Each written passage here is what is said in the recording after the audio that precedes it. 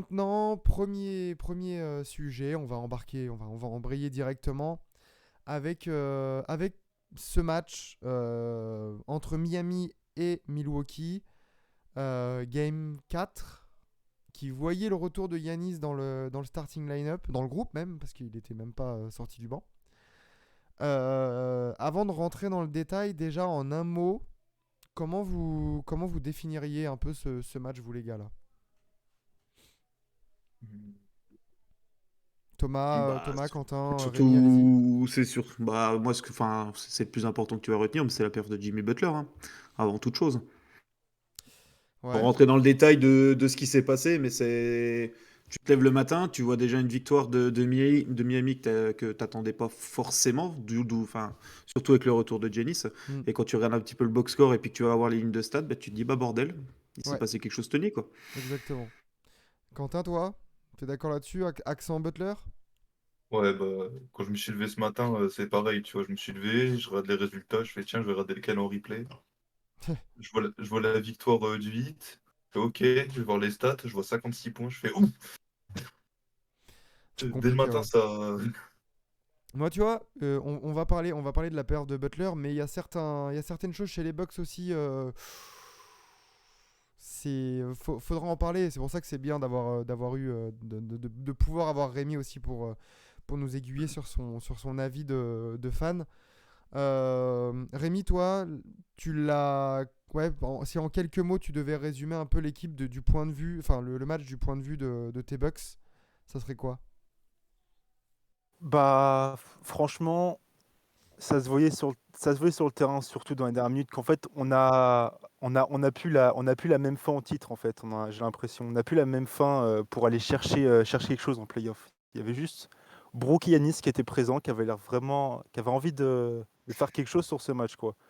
Et le reste de l'équipe, c'était out. Bah, En plus, on a fait un beau choc, on menait de 10-11 points à un peu moins de 5 minutes de la fin. Pour moi, le match il était quasiment plié. Je me suis dit, bah, ils vont pas nous faire ça quand même. Mais après, il y a Butler qui a décidé autre chose, quoi. bah Bah, c'est ce que j'allais dire, pour moi, c'est pas forcément enfin, la victoire, elle est pas due à Jimmy Butler. Je pense plutôt que la défaite, elle est due au dernier quart-temps des Bucks. Ouais, c'est ça, C'est, hein. il te met 56 points, ok, il y a aucun problème, mais derrière, enfin, tu gagnes de 10 points dans un match serré comme ça, dans un début de playoff, tu peux pas te permettre, on va dire, de te faire remonter comme ça. La défaite, pour moi, ils l'ont plus là-dedans, tu vois. Bah, il y a ça. Alors attends, je regarde parce que bon, ça parle beaucoup sur le chat. Il y a assez parlé de moi qu'on embrasse. Il dit Milwaukee a joué comme une équipe qui se pensait supérieure en creusant pas l'écart. Il a suffi, entre guillemets, que Butler se reprenne pour Michael Jordan, pour qu'il soit en position difficile. Et c'est vrai que, du coup, déjà, comme tu l'as dit, Rémi, Yanis en triple-double, 26, 10, 13, à 50% au tir. Donc on peut même pas dire que ça soit un mauvais match de Yanis. Il y a 6 pertes de balles, mais comme on sait qu'il a beaucoup la balle en main et qu'il initie beaucoup de choses, on peut pas trop lui en vouloir là-dessus. Brook Lopez, 36 points, 11 rebonds. Je crois que c'était son plus gros match en playoff, hein. Enfin, de. Possiblement, ouais. Bah ouais, c'est ça, hein. Mais alors par contre, du coup, c'est vrai que pour revenir à ça, il y a eu un shift vraiment dans le quatrième carton parce que je l'ai vu en replay en plus de l'avoir vu en live parce que je me suis dit pendant le live, j'ai pas compris ce qui vient de me tomber sur la gueule. Il va falloir que je le revoie à froid pour me dire ok, il s'est passé ça parce que il y avait vraiment l'impression d'une espèce de faille temporelle où tu disais mais qu'est-ce qu'on regarde là. Et j'ai remarqué en regardant le replay que bordel, Milwaukee mène tout le match. Ouais. Pendant tout le match, Milwaukee est à 7, 8, 10 points d'avance. Et c'est là où vraiment, ouais, je crois que c'est en l'espace d'une minute entre la cinquième minute, enfin il reste 5 minutes 30 dans le quatrième quart jusqu'à 3 minutes de la fin. Là, t'encaisses un 11-0 qui est fatal, quoi. C'est terrible. Et là-dessus, du coup, sur ce run, on va parler du côté Miami Butler juste après, mais euh, la faute à qui pour toi, Rémi? La faute à qui chez nous? Ouais. Bah, la faute à un peu tout le monde, hein. Comme j'ai dit, il n'y avait pas un sentiment d'urgence, même pendant le run de Miami. Il n'y avait pas forcément d'envie. Puis il y a certaines actions. Je suis en action en plus en fin de match où je crois on avait 3 ou 4 tirs ouverts d'affilée. On avait pris pas mal de rebonds offensifs. Puis après, à Miami, ça a rentré ses tirs. Cody Martin, il a rentré un très gros tir. Pareil, Butler, Ouais. deux gros 3 points qui ont fait très mal. Puis l'ambiance à Miami, pour une fois, j'ai envie de te dire, elle était folle dans le fin de match et ça a vraiment pas aidé. Le momentum était totalement du côté de Miami sur la fin de match. Ouais, c'est clair. Assez parlez-moi qui dit les Bucks ne jouaient pas comme une équipe menée 2-1. C'est ce que tu disais. Il y avait vraiment un. Et pourtant, on s'attendait à ce que Yanis re-rentre dans le line-up et qui est. Enfin, on s'attendait tous à nous, tu vois, avec Vlad et Enzo. On avait enregistré Forever juste avant le match, lundi, enfin hier après-midi. Et quand on s'attardait un peu sur les matchs qui allaient se jouer, notamment le retour de Yanis, on se disait bon, allez, le Yanis va revenir, l'équipe va retrouver son équilibre. C'est bon, plus de blague. Normalement, Milwaukee est au-dessus. Et pendant 43 minutes, c'était le cas. Et après, bah, tu t'es fait caca culotte, quoi. Et enfin, il y a eu ce caca culotte en plus d'une performance de Jimmy Butler en patron euh, incroyable. Mais quatrième meilleure performance au scoring, je crois, de l'histoire. Euh, C'est ça, ouais. Il me semble que c'est ça, je l'ai vu Histoire des passer. playoffs, ouais. Meilleur perf all Mm. time du 8 en playoff. Enfin, ouais, voilà, en playoff. 56 points, 9 rebonds, 2 passes à 19 sur 28. Il y avait Euh, un seul perte de balle, je crois, si j'ai pas de conneries. une perte de balle seulement.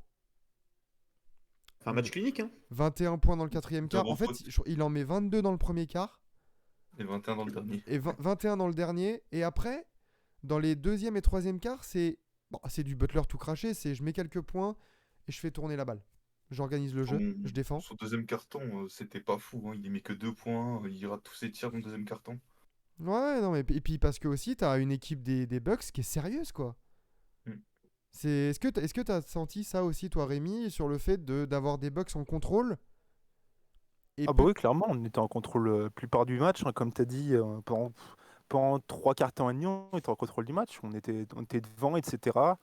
Même si Butler, il nous faisait mal, genre, bah, les fans du Heat, ils pourraient dire la même chose. Autour d'eux, autour de Butler, c'était vraiment à chier, quoi. Ah bah Bam, oui. il chiait dessus aussi, puis il y avait personne, quoi, autour. Je crois C'était... que Brook Lopez, il scotche Bam Adebayo genre 2-3 fois de manière très sale. Enfin, Bam Adebayo vraiment dégueulasse sur ses playoffs.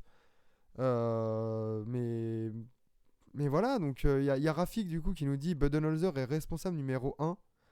La préparation tactique et mentale sur cette série est catastrophique. L'envie et les ajustements sont totalement absents.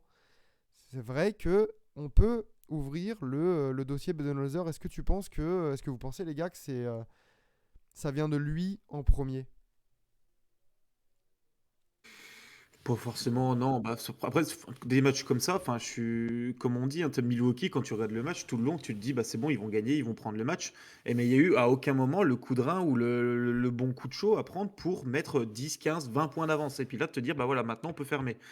Là-dessus, ils ont laissé Jimmy Butler qui était complètement en feu, puis complètement tout seul, qui en scotch quand même 56 sur la gueule de Jrue Holiday, qui pour moi quand même un défenseur élite enfin, dans la ligue. Tu peux pas en vouloir forcément au coach sur des trucs comme ça. T'es en playoff, mais t'as pas forcément la mentalité de te dire, bah là, on va peut-être bien s'y mettre pour reprendre ce match et puis que ça se termine au troisième quart-temps. Enfin, voilà. Mathéo qui nous dit c'est pas lui sur le terrain après. Tu vas toujours taper sur le chef d'orchestre, mais c'est forcément aussi les joueurs. Moi, tu l'as dit, t'en as parlé, Rémi, je vais avoir ton avis dessus. Le match de Jrue Holiday, je, je l'ai senti vraiment. Enfin, il est passé au travers. Offensivement, défensivement. Offensivement, attends, il termine à 6 sur 19 au tir. 2 sur 11 à 3 points. La perte de balle coupable en fin de match. Ah oui, c'est vrai ça, putain. Ah, cette perte de balle, en plus, je sais pas pourquoi il tente cette passe compliquée. Franchement, c'est. Après, le 4, tu vois, je vois, il y a Bukake87, magnifique pseudo, qui dit le 4 sur 12 pour Chris Middleton. Ouais. Bah, après, un 4 sur 12 de Chris Middleton, ça peut arriver, ça reste du 30% au tir, tu vois. Mais Jrue Holiday qui force à 3 points à 2 sur 11, qui n'est pas son jeu, j'ai beaucoup plus de mal. Et en défense, il s'est fait Regarde à côté, boire. côté Miami, t'as un Bam Adebayo qui est à 6 sur 16 et puis t'as un Gabe Vincent qui est à 4 sur 13. Donc la réussite, elle n'était pas non plus à côté des lieutenants de Jimmy Butler. Non, c'est clair. Et, Même en termes de pourcentage globaux, hein, Milwaukee à 43%, Miami à 49%. à 3 points, Milwaukee à 32, Miami à 40, c'est pas non plus des défaillances. Et de l'autre côté, Miami qui a shooté à 55%, quoi. Mm. Donc, ouais, Yaz qui a mis Jrue est invisible face à Butler en défense. Jrue est bien plus gênant que Chris, je suis d'accord. Après, 50% au tir et 40% à 3 points, c'est quand même très propre en sachant qu'on est en playoff. Oui, Enfin, oui, de base, c'est propre, mais mais ça montre que c'est plus. Enfin, je trouve que c'est. Ce match, il a tourné beaucoup plus sur la défaillance en défense des Bucks que sur ouais. la performance globale de Miami. Et forcément, t'as une performance d'ovni de Jimmy Butler.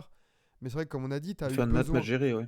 t'as eu besoin de 56 points à 19 sur 28 au tir de Butler pour gagner de 5 points. Sur finish, tu vois. Ça. Donc, Et à côté de Jimmy, en vrai, les seuls qui ont été une menace offensive sur le moment du match, c'est Caleb Martin et Duncan Robinson. oui, Duncan Robinson, très belle minute. Et il a joué 30 minutes alors que les dernières playoffs, il était sorti de rotation. Là, Pas joué de la saison, ouais. Ouais, même cette saison, ouais, là, ça a été un peu. Il met que 9 points, mais c'est 9 points tellement importants en fait. C'est une rédemption, tu vois, j'ai envie de dire un peu pour lui. Non, c'est clair. Et de l'autre côté, t'as eu un Bobby Portis. Alors, Rémi, peut-être que tu vas pouvoir nous le dire, mais pourquoi il a joué que 12 minutes, Bobby Portis?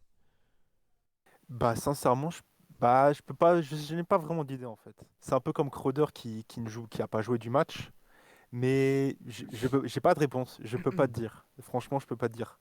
Bah, c'est vrai que, que Jake Roder. Enfin, quand tu vois, c'est là où on rejoint un peu le côté Budenholzer, c'est que tu vois Jimmy Butler qui a 35 points à la mi-temps ou un truc comme ça. Oh, non, pas Non, 35 moins points, il doit être à 24 ou 25. 24 Ouais. points. Mais, enfin, tu le vois chauffer, de toute manière. Même dans le premier carton, il en met 22, tu vois, tu fais oulala. Attention, on les connaît, ces matchs de Jimmy Butler là. Oui, pourquoi tu fais pas rentrer Jake Roder et tu lui dis, bon frérot, t'es là, Butler, je veux plus le voir. Surtout qu'il a le gabarit, Mm. il a les capacités physiques pour tenir, tu vois. Et au pire, même s'il arrive et il fait 4-5 fautes, tant pis, c'est pas grave. Tu le fais sortir du banc quand même. Mais c'est vrai que j'ai pas compris pourquoi il est pas rentré. Et ouais, Bobby Portis, pourquoi 12 minutes quoi? Joe Ingles, 18 minutes, 3 points, 2 rebonds, 2 passes, 1 sur 1 au tir. Mais bon, l'impact, il est minime. Euh, Après, c'est... peut-être qu'il a pas eu plus de minutes parce que justement, t'avais un Brook Lopez qui était quand même chaud et un Giannis, un bon Giannis, un très bon Giannis. Ah Et mais vu que c'est un essaye de peu. jouer grand au pire, tu mets Yanis en 3. Allez. Je sais pas ce qu'il a. Tu vois, moi, c'est le seul truc que je vois où il s'est dit, tiens, je vais pas le faire rentrer sur ses postes de prédilection. Parce que les deux qui sont sur le poste, bah, ils peuvent pas faire mieux que ça sur le match. Et je sais pas, peut-être qu'il s'est dit, ouais, pas envie de jouer trop grand, on sait jamais, je sais pas. Parce que quand tu vois que le secteur intérieur de Miami, c'est Cody Zeller, Kevin Love, Bam Adebayo, franchement, tu peux te dire, tu mets Yanis en 3. Déjà, t'obliges Butler à se casser le cul sur ton joueur, et pas Bam Adebayo. Donc, ouais, ils ont envoyé Jrue, alors que tu peux envoyer Yanis, tu peux envoyer beaucoup plus Bobby Portis. Donc, est-ce que toi, Rémi, là, concernant. Bon, il y a 3-1, on connaît les statistiques des 3-1. Tu restes confiant ou pas pour la qualif? Bah, pour moi, déjà, faut gagner le game 5. Pour moi, si on ne gagne pas, déjà, c'est une honte. C'est une honte totale. Pour moi, on est obligé de le gagner. Pour moi, c'est déjà gagné d'avance presque. Hmm. Je vois pas les Bucks ne pas réagir devant leur public. Mais comme je l'ai dit avec certains fans du Heat ce matin, bah, en fait, pour moi, le match le plus important sera le match 6 en fait. Parce que si tu gagnes pas ce match 6 à Miami, voilà, c'est mort tout simplement. C'est juste par pure logique. Ouais. Mais c'est pour moi, même si on va en 7, pour moi, si on va en 7, les Bucks gagnent. Pour moi, on gagne devant le public, c'est obligé. Pour moi, le match le plus important de la série, c'est le match 6. Bah, c'est vrai que du coup, après ce match 4 là, un peu hors du temps, je m'attends à ce que de retour à Milwaukee, que limite ça soit un blowout le match 5. Ah bah ça va être Mm. ça, on va gagner de 25 points, puis après bah on va se chier dessus un peu au game 6 et peut-être on va gagner quoi, mais pas sûr. Mais buzzer beater sur le. Non, non, non. Confiant. Bah, Giroud, il est confiant, mais j'y crois. Mais en fait, c'est quand on regarde là, les 3-1 là, en playoff, limite, c'est les Bucks, c'est l'équipe qui a le plus le profil d'une équipe où en mode. Bon, en fait, on s'en bat les reins de commencer à 3-1 ou 3-0 contre nous. On a juste à gagner 4 matchs.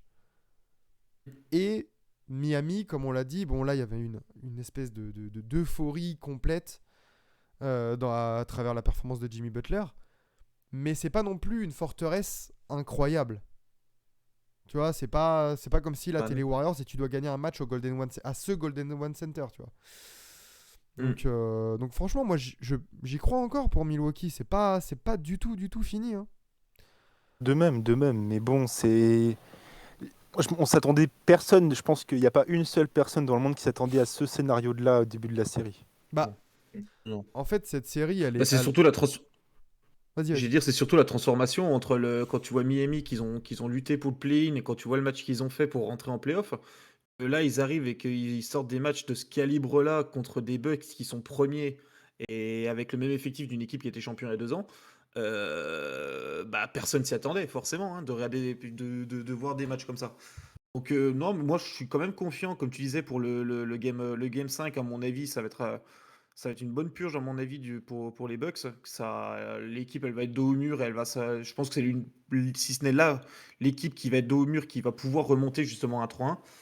Et comme tu dis, le Game 6, à mon avis, ça va être le match où il va falloir qu'il soit présent. Parce qu'à mon avis, le Game 5, C'est à clair. mon avis, ils vont gagner le match et ils ont des choses à montrer, quoi. Il y a Mike qui nous dit Bud ne fait pas ça. Donc je pense que le jouer grand parce qu'il n'a jamais de plan B, ne sort jamais de ses conventions. C'est vrai que c'est un peu ce qu'on pouvait lui reprocher avant le titre déjà de 2021 et ce qu'on retrouve un peu maintenant. Un peu cette espèce de manque de plan B vraiment face à l'adversité. Rafik, Milwaukee n'est pas dans l'intensité des playoffs. Notre défense, oui, 492 points encaissés par le dernier offensive rating, orphelin de Tyler Hero, c'est honteux. C'est vrai que tu prends des valises de points à chaque match, quoi. C'est terrible. La bête est blessée, mais pas abattue, exactement. Mais Après, moi, je suis ouais. pas aussi confiant que vous, hein, Ah sur ouais. le retour des Bucks. Bah,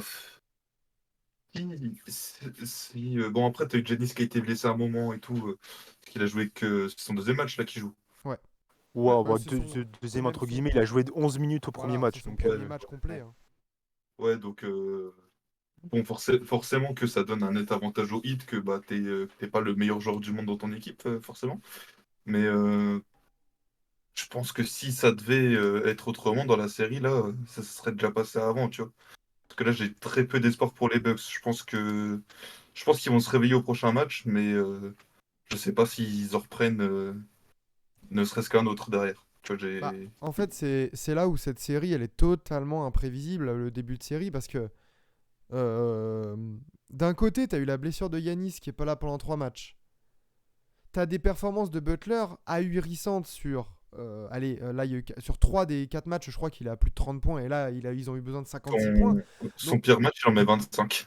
voilà. Mais t'as un espèce d'alignement de planètes qui mène à ce 3-1, en fait, où tu te dis, avant la série, on n'aurait jamais pu penser ça. Non, Parce que jamais. oui, Miami, c'est. Voilà, contre Atlanta, c'était terrible. Mais t'as eu aussi du côté. Enfin, oula, le micro qui est parti. T'as eu quand même des Bucks 3 matchs sans Yanis. Et le match où il revient, t'as Butler qui en met 56. Donc tu vois, je pense que le score du 3-1, faut pas non plus le prendre pour argent comptant. Et de se dire, oh bah c'est bon, le hit est en train de dominer. Parce que dans un sens, il y a des. Il y a des. Il y a des. Il y a tellement d'incohérences et de trucs. Enfin, ça paraît irréel, quoi. Tu Butler, te il dis, en remettra pas 50 au Game 5. Impossible. voilà, Ah, ça va être compliqué, qu'elle a quoi. respect, mais ouais. Rafik qui donne une piste pour gagner. Donc tu nous diras, Rémi, réduire Jrue uniquement sur des tâches défensives et laisser la gestion offensive à Middleton. Qu'est-ce que t'en penses de ça? bah, moi, c'est ce que je veux, hein, mais bon, Giroud, s'il décide de prendre un step back à 3 points sur la tête de Butler, on peut rien y faire, quoi. Il a toujours été comme ça. Après, on a besoin de lui. Ça peut arriver que je trouve qu'au prochain match, il prenne ses shoots et il te mette 35 points à 14 sur 19. Mais c'est sûr que il prend parfois trop ses responsabilités offensivement et il laisse pas la balle aux joueurs qui sont chauds, quoi. Bah, Yanis Brook et puis même Middleton pour mieux organiser le jeu parce que Middleton est un meilleur initiateur offensif que Jrue Holiday, quoi. Bah, clairement, c'est pas sa qualité première à Jrue Holiday, hein. C'est d'abord un meneur très défensif qui peut sanctionner. Mais de là à ce qu'il prenne 19 tirs dans un match de playoff, c'est un peu abusé, quoi, hein, quand même. Il y a Euh, aussi un autre truc qu'il faudrait limiter, que les Bucks devraient limiter, c'est là je suis en train de mettre les stats de la série. Duncan Robinson, faudrait commencer à le défendre parce qu'il a 76% 3 points sur la série. ouais, mais après, bon, tu vois Duncan Robinson, la saison qu'il fait, au pire, bah, si tu te fais punir par Duncan Robinson, Ouais, c'est- mais tu vois, quand même, tu te dis, parce que il joue 21 minutes par match là sur la série. Donc il joue quand même un bon temps de jeu. Donc il faudrait peut-être aussi commencer à le couper du truc, tu vois, parce que bon, 76% à 3 points, hein, c'est pas mal quand même, tu vois. Et c'est ça qu'il faut avec cette équipe du 8, c'est que tu vois qu'un Duncan Robinson qui fait une bonne série de playoffs, qui a quasiment pas joué de la saison, un Jimmy Butler qui, comme on dit, qui est focus playoff et puis qui va t'enquiller des performances comme du jeu, enfin, quatrième performance de tous les temps qui te sort quand même. Alors que la moitié de la saison, c'est limite le mec qui se dit bah je suis là pour enquiller mes points, faire mes petits trucs, faire jouer mes partenaires et basta. Et là tu te sens que l'équipe elle s'est tournée focus playoff et que en fait tout tombe dedans, les joueurs ils retrouvent leur niveau et c'est totalement prévisible. bah, c'est là aussi où quand tu regardes la performance de Butler, enfin, je pense que pour n'importe qui, même les fans du 8, tu peux pas t'empêcher de dire, mais putain, pourquoi tu peux faire des Ça trucs toute la comme saison ça? quoi. Pourquoi tu nous fais pas ça? Je dis pas qu'ils mettent 50 points à tous les matchs non plus, hein, évidemment. Mais pourquoi t'es aussi discret en saison régulière? On aurait pu. Enfin, je pense. Bon, je suis pas supporter du 8, mais ils auraient tellement pu s'assurer une place dans le top 6 et s'assurer un match-up beaucoup plus tranquille que là, se taper des Bucks. Enfin, tu vois, ça doit être tellement rageant, quoi. Donc, il y a Bukake87 qui nous dit après, grand bravo au hit, mais là, je pense que l'orgueil va parler. Et attention, je pose ça là comme ça. Attention quand même, hein, parce que l'orgueil du côté des chiens, là, du côté de. Pas péjoratif du terme, hein, les chiens, hein, mais les chiens à Miami, là, qu'il y a, je pense que Jimmy Butler, il va leur dire les gars, on a un match pour éliminer les premiers de conf. Le premier de la NBA, même, je crois, en termes de bilan. Ouais, c'est ça, ouais. Je pense que ça va être un gros combat de chiens des deux côtés, au niveau orgueil et tout, hein. Attention. T'as pas que Jimmy en plus qui step up, là je vois Caleb Martin déjà qu'il a fait un gros match hier, mais Gros money il- time de Caleb Martin, surtout. ouais. C'est quand même le deuxième mec qui joue le plus au 8, hein, troisième pardon. Il joue un peu moins que Adebayo, mais c'est celui avec le troisième plus gros temps de jeu. C'est le troisième meilleur scoreur. Il est à 65% au tir, 46 à 3 points. Il est jamais titulaire, c'est ça le Ça, je- truc, tu vois, genre niveau second unit aussi, tu vois, faut que Bud il fasse des ajustements, justement, on parlait de lui. Faut qu'il fasse des ajustements parce que si t'as Caleb Martin qui fait ce qu'il veut en sortie de banc, ça va pas le faire. Mais du coup, qu'est-ce qu'on verrait comme ajustement de la part de Bud? Enfin, est-ce qu'il y a vraiment des ajustements à faire ou alors est-ce que tu rentres à Milwaukee et tu dis bon bah on est tombé sur un match historique et qu'est-ce que tu peux faire? Non, mais tu sais, plus sur les rotations, tu vois, moi je pensais plus un truc comme ça. Genre essayer de faire tes rotations différemment pour faire en sorte que, bah, tu vois, là je parlais de Duncan Robinson, de Caleb Martin qui sont très très chauds sur la série.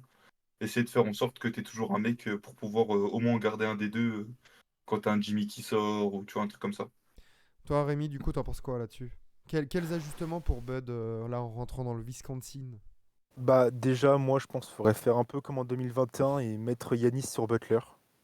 Mm. Déjà, puisque bah, en 2021, ça a très bien marché. Quand même, Butler avait marqué moins de points que Brinform sur la série.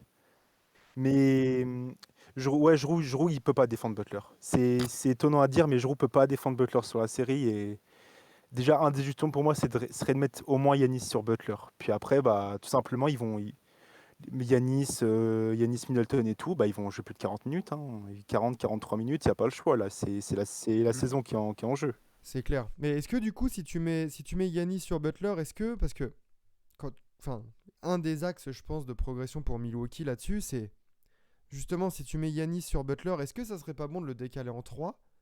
Tu fais rentrer Portis en 4 pour essayer de pilonner Kevin Love en attaque.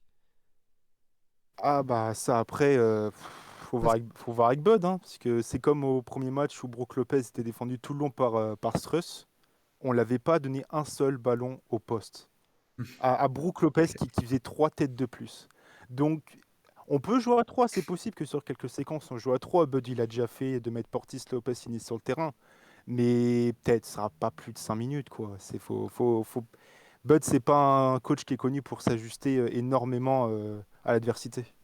Parce que c'est vrai Ou- que si t'as une raquette Brook Lopez, Bobby Portis, t'as Brook Lopez qui est sur, enfin Bam Adebayo qui est sur Brook Lopez, t'as la possibilité. Bobby Portis, il peut grave scorer de loin à l'intérieur. Et si tu obliges Kevin Love à défendre, bon déjà rien que la blague là, enfin, cette phrase c'est une blague. Mais je pense que ça, c'est un des axes de progression là-dessus en attaque. Et comme l'a dit Rafik sur le chat, c'est attaquer aussi Jimmy Butler. Le forcer à défendre, le forcer à se fatiguer.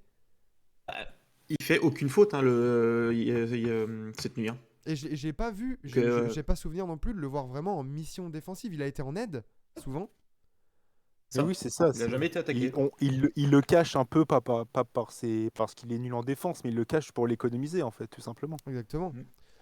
Ah, c'est Nous, on en parler de moi parlait qui tout à l'heure. met si Bud sort 3 grands, tu peux avoir Zeller, Bam et Love en face. Bah, Ouais, bon, bah là, c'est festival, alors, eh, hein, faut faut pas pas croire.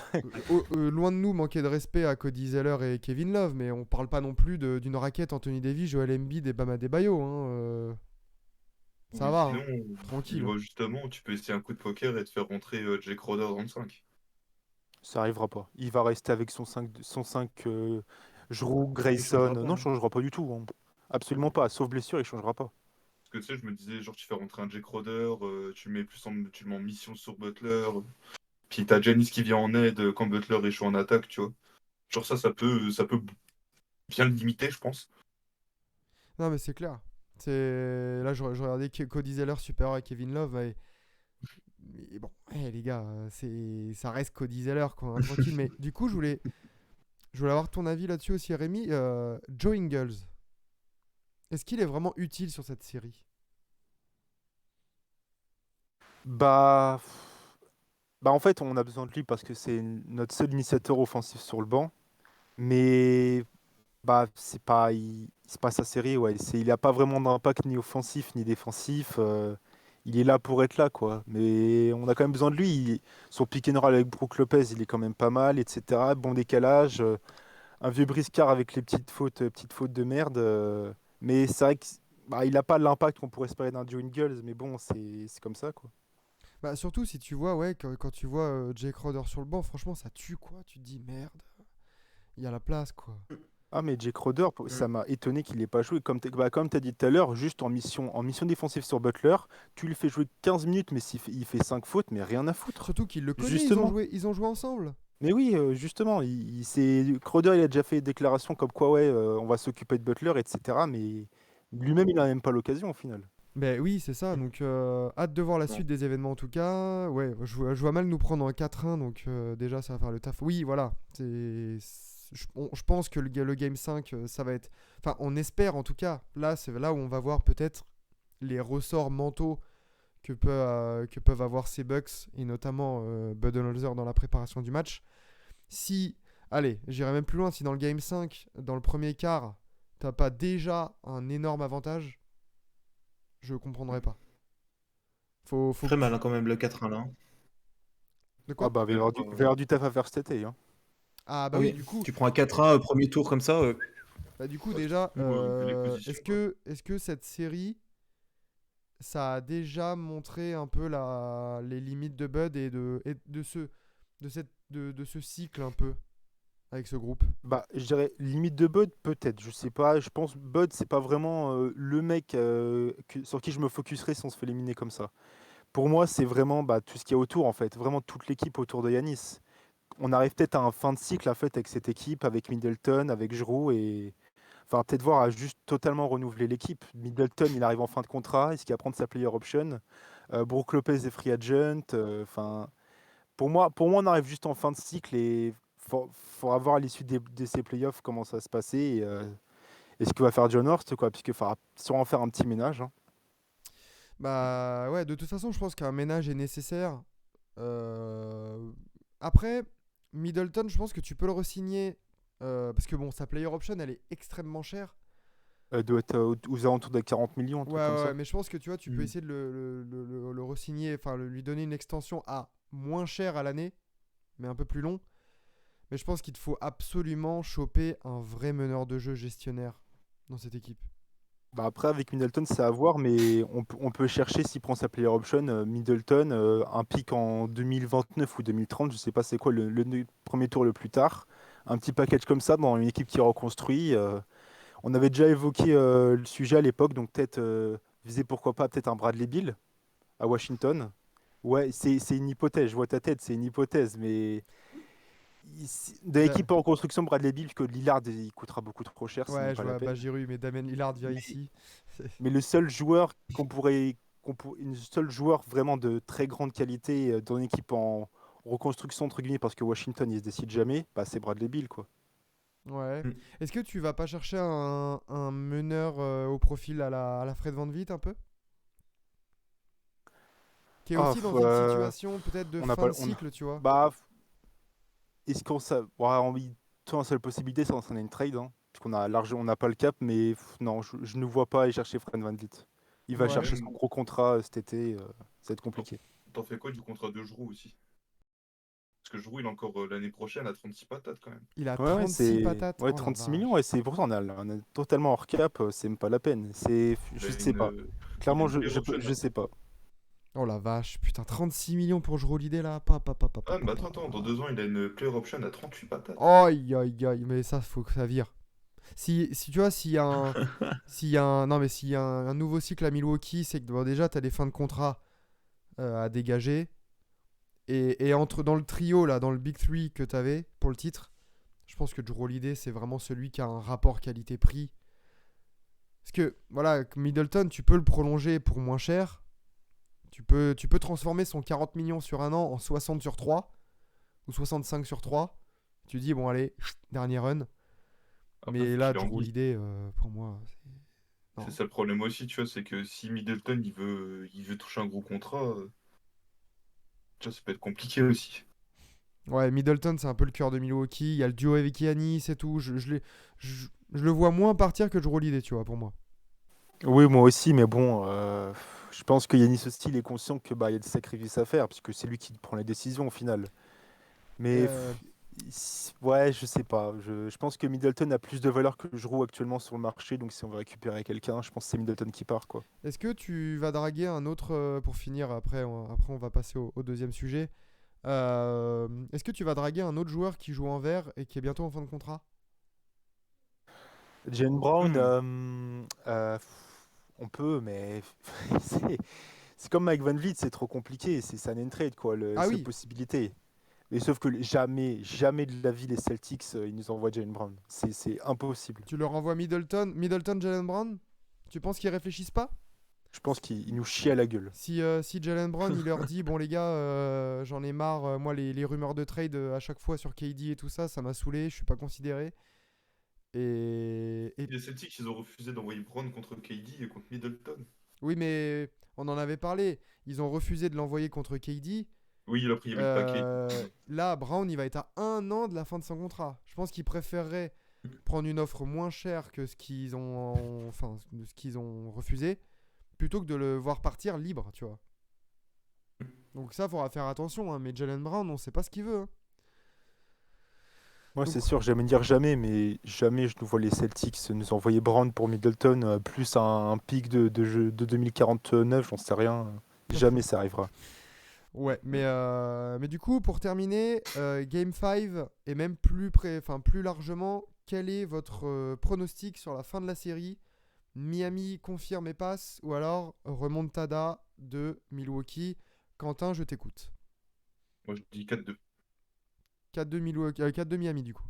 Ouais. Ça Ok. gagne le Game 5, comme on dit depuis tout à l'heure.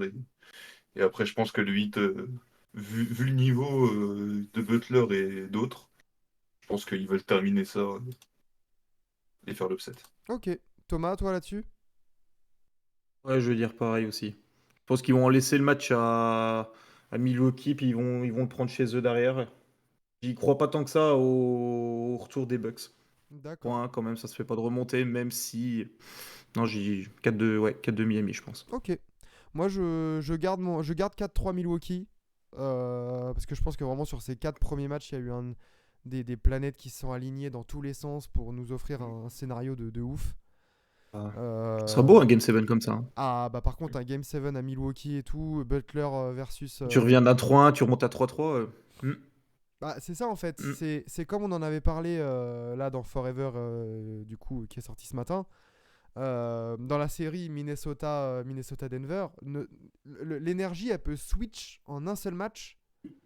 Ah oui.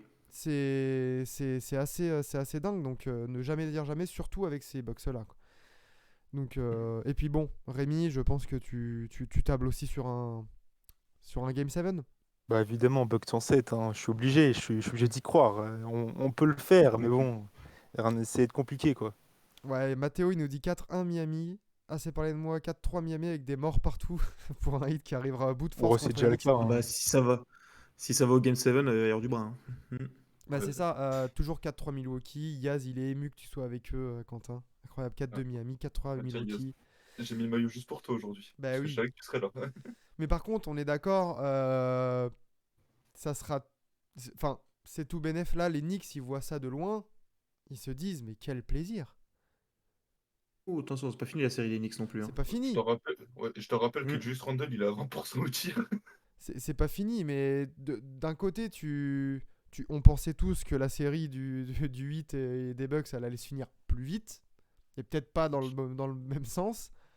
Je pense que tu vois, pour Attends. Cleveland et New York, tu vois Miami passer, tu te dis, oh bordel. Il y a un vrai Surtout que ticket, tout le monde tu attendait de toute façon un deuxième tour Milwaukee-Cleveland. vois. Évidemment, sauf toi, dans les brackets. Où tu avais mis les Knicks. Rendons hommage à Thomas, s'il vous plaît. Bien sûr. Bien sûr. Ah oui. Moi, de toute façon, mon bracket, il est mort, hein, moi, de toute façon. Ah bah oui, de toute façon. Oui, tiens, le voilà. mien. Mais, Non, mais si Miami passe, je pense que 95% des les brackets de 95% des gens va tomber, je pense, hein. Exactement, il y a Mike aussi Mais bon. qui avait mis les Knicks. Si c'est le hit qui passe, New York ont une chance. Si c'est les Bucks, New York disparaît. Bah c'est ça, pour les deux équipes, de toute façon, Cleveland ou New York, hein. Mais bon, ça sera pour un autre débat.